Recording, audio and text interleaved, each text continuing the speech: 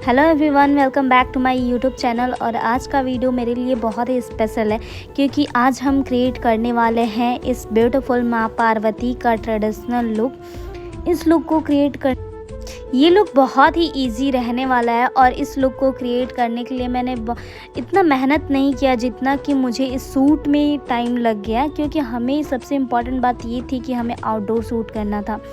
तो वीडियो को देर ना करते हुए मैं मेकअप स्टार्ट करती हूँ। आज मेरा मेकअप मेरी फ्रेंड की, उसने बोला कि बिकॉज़ मैंने अपने दोस्त को बुलाया था हेल्प के लिए कि थोड़ा बहुत हेल्प कर दे, तो उसने बोला कि सब मैं मेकअप करूँ। मैंने बोला ठीक है तुम ही मेकअप करो।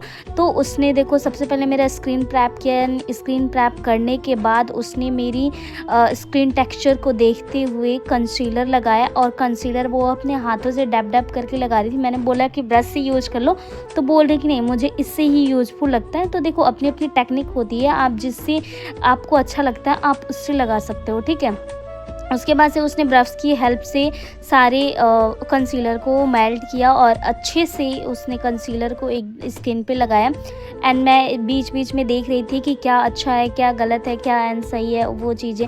उसके बाद से मेन यहाँ पे चीज़ ये थी कि जो हमारा कंसीलर था वो एक टोन डार्क लग गया था, तो अब हमें लगाना था एक टोन फेयर फाउंडेशन।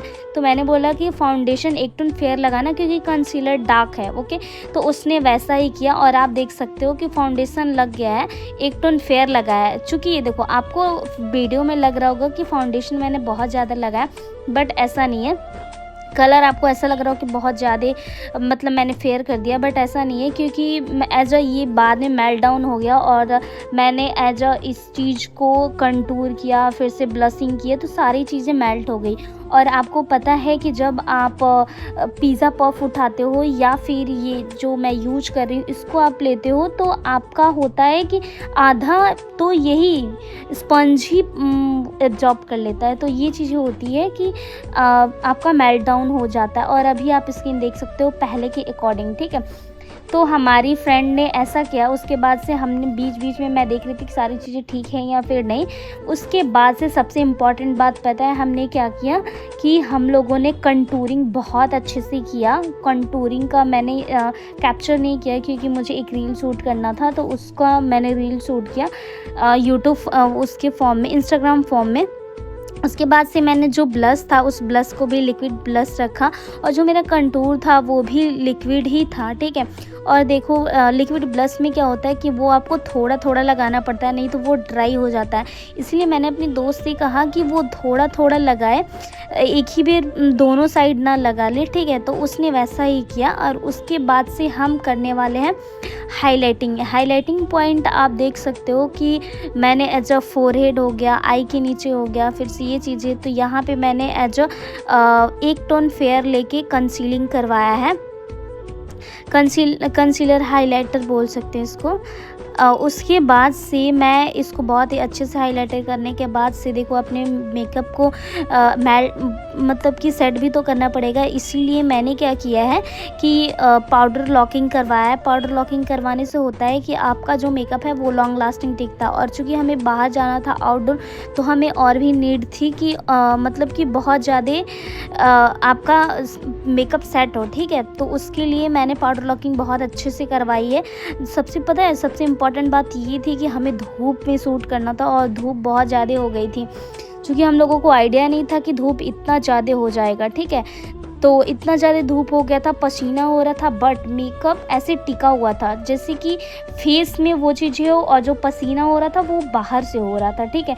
तो हमें ज़्यादा चीज़ें फेस नहीं करनी पड़ी, बट हाँ एक होता है ना कि भाई फ़ैन तो करना पड़ेगा। तो फिर हम एक मिनी फ़ैन लेके गए थे वहाँ पे और अपने मतलब कि इस चीज़ को बहुत ही ड्राई कर रहे थे अपने फेस को। और देखो चूँकि जब ब्लश की बारी आई तब मैंने बोला कि हमारे आई बॉल तक ब्लश रखना, क्योंकि देखो चिजल्ड फेस जिसका रहता है मतलब कि उसके पे ब्लश थोड़ा सा आगे ऐसे चिक पे अच्छा लगता है। मेरा फ्लैट है तो मेरे में ना एज चिक पे अच्छा नहीं लगता है, इसीलिए मैं सी सेक्शन में हमेशा अपने फेस पे लगाती हूँ ब्लश। और देखो उसके बाद से जहाँ तक रही हाइलाइटर की, तो उसने अपने हाइलाइटर से, चूँकि हमारा जो हाइलाइटर था वो लिक्विड हाइलाइटर था, इसीलिए हमें हाथ से यूज करना पड़ा। तो हम लोगों ने हाथ से किया और उसको बहुत ही अच्छे से मेल्ट किया, मैंने भी यूज किया। एंड इसके बाद से मैंने अपना किया, चूँकि आई सबसे मेन इम्पॉर्टेंट था यहाँ पे आईलाइनर, जो क्योंकि जब आप ये एक साफ आईलाइनर बनती है ना तो लुक बहुत ही खिल के आता है। और आज के जो मॉडर्न युग चल रहा है, जितने भी बड़े बड़े मेकअप आर्टिस्ट हैं उनका बस आप देख रहे हो कि आईलाइनर शार्प है, आईलाइनर से आप एक अच्छा लुक क्रिएट कर सकते हो। ठीक है, तो देखो उसके लिए आपको कुछ नहीं करना है, जो आपकी जो आउटर कॉर्नर है वहाँ से एक स्ट्रेट लाइन, दोनों जो हमारा कॉर्नर है वहाँ से एक स्ट्रेट लाइन बाहर की तरफ लेनी है एंड उसको अंदर की तरफ स्ट्रेच करना है। ठीक है, तो आपका एक बहुत ही अच्छा सा यूनिक सा खिल के आएगा। ठीक है, देखो आप देख सकते हो कि मैंने कितने अच्छे से आईलाइनर लगाया है। देखो सबसे इम्पॉर्टेंट यही चीज़ थी, इसलिए मैंने बोला कि मैं अपना आई लुक ख़राब नहीं करना चाहती, इसलिए मैं आई का अपना मेकअप करूँगी। तो हम लोगों ने साथ ही ब्राउन आई शैडो लिया है एंड आई शैडो लेने के बाद मैंने थोड़ा सा पिंक कलर का आई शैडो लिया था एंड उसके बाद से थोड़ा सा मैंने ग्लिटर दिया है। देखो ग्लिटर ना आपके ऊपर डिपेंड करता है, आप कम देते हो ज़्यादा देते हो। तो देखो कम दोगे तो अलग लुक आएगा, ज़्यादा दोगे तो अलग लुक आएगा। तो मैं एक सॉफ्ट स्मोकी आई देने के लिए मैंने बहुत ही कम ग्लिटर लगाया। ठीक है, और देखो मैं जितना भी साफ़ होने की कोशिश कर रही थी कि हमारा आईलाइनर बहुत शार्प हो, तो ठीक वैसा ही हमारा आईलाइनर हुआ। एंड उसके बाद से मैंने जो आईलैशेस है, आईलैशेस लगाए तो बहुत ही अच्छा यूनिक लुक खिल के आ रहा था।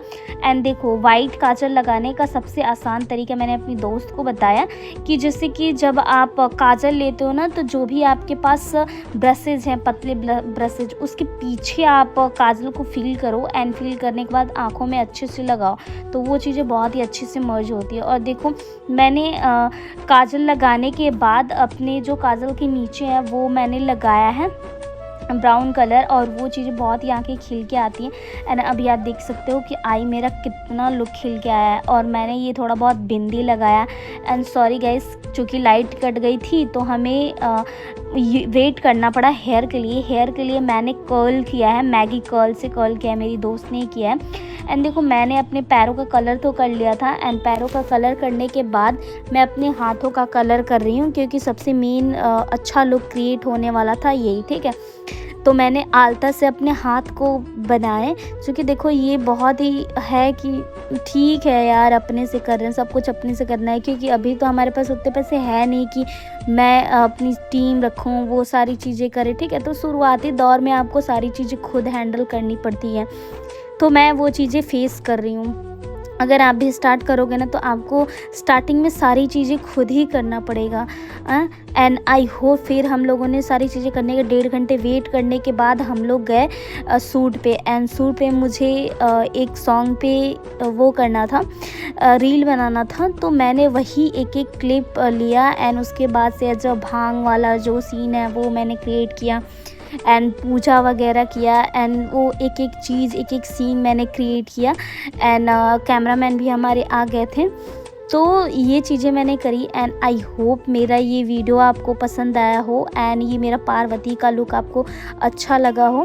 एंड आई होप आपको ये वीडियो भी अच्छा लगा हो और हेल्पफुल हुआ हो। अगर आपको ये वीडियो अच्छी लगी तो अपने दोस्तों के साथ शेयर करें और हमारे चैनल को सब्सक्राइब करना ना भूलें और अपने दोस्तों के साथ भेजें और मुझे कमेंट में बताइएगा कि आपको कौन सी नेक्स्ट वीडियो आप किस टॉपिक पे देखना चाहते हैं। Okay, so thank you so much guys, and आपके प्यार और सपोर्ट के लिए thank you so much for everything.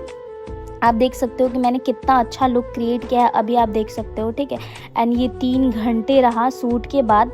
ठीक है, और मैंने एक हैंड भी, शंकर जी का हैंड भी क्रिएट किया, वो मैंने गंगा घाट पे ही किया। उसका भी वीडियोस मैंने शूट किया था बट मैंने डाला नहीं। तो एक एक चीज़ें ध्यान में रखनी पड़ती है कि कौन सा अच्छा लगेगा, क्रिएट होगा। So thank you for watching.